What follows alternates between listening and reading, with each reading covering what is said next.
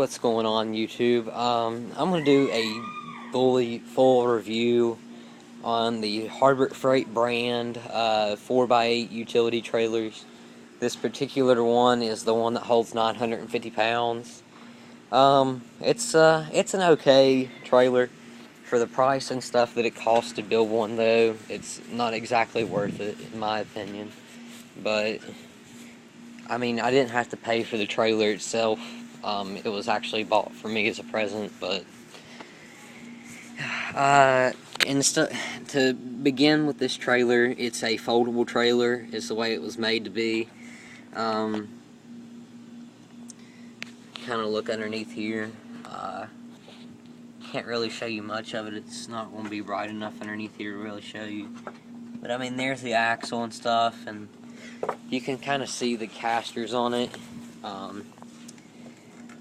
The casters and stuff. If you're not going to make it foldable, if you don't follow the directions and don't cut the line in the middle of the plywood in the floor to make it foldable, I would go ahead and recommend just take these off. I plan on taking mine off because it's just a big hassle, because you can't exactly pull this side of the trailer over stuff because it'll bump and hit stuff, and it's just a big mess. But total time for me to build this trailer, I did build it by myself, no help. I had basic tools like a wrench, a socket, a power drill to do the wooden stuff with. I'd say total time was probably about 12-hour build. It probably would have been quicker if the directions would have had the directions were pretty clear. Problem was, though, none of the parts on mine were labeled with the numbers like they were supposed to be. So yeah, that was a big problem with mine. As for the frame and stuff, when bolting it together, because it is a bolting frame, it's not. I didn't weld mine. I mean, I've seen people weld them, but I just bolted mine. But as for bolting it, it's not too hard. It's an 11/16 and a 3/4 wrench on mine. Mine is a 2012 model. Built it in 2013 though. But got it for $260 some. Since I've had it, I've bought newer lights for it. The original lights look just like that, but this is the Blazer brand instead of the cheap Chinese brand. The only reason I replaced them is because I broke the casings off of them the first couple weeks I had them.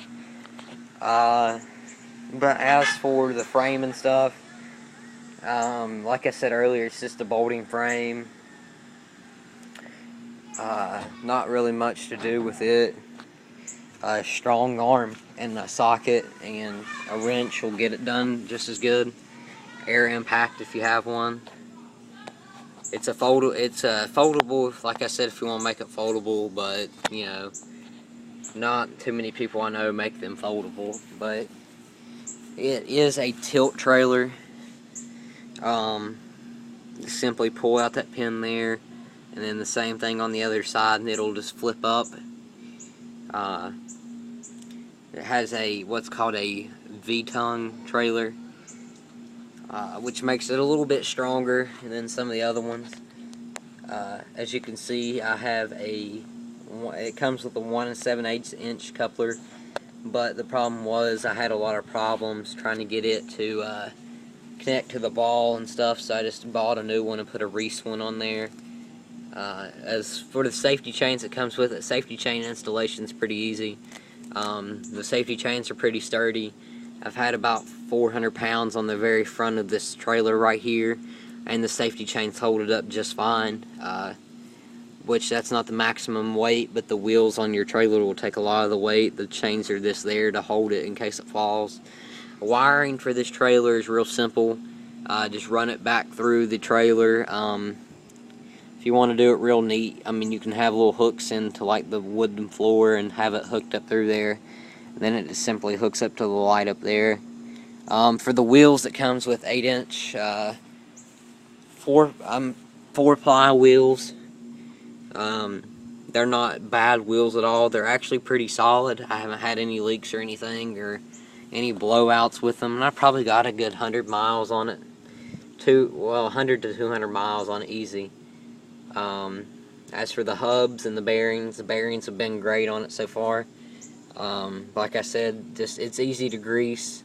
In the back, it has a port for a grease gun. You just simply go in the back and hook up your grease gun, and just take and fill it up with grease and make sure your tires are good.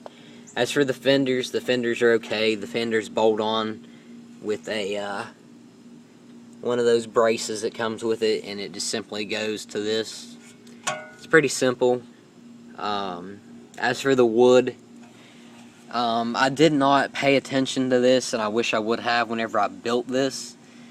The little square blocks that come with this, I had to cut my 2x4s and slim them down by just a small little piece, about that much off of each one of them. And the reason I had to do that is because I didn't pay attention whenever I built it the first time.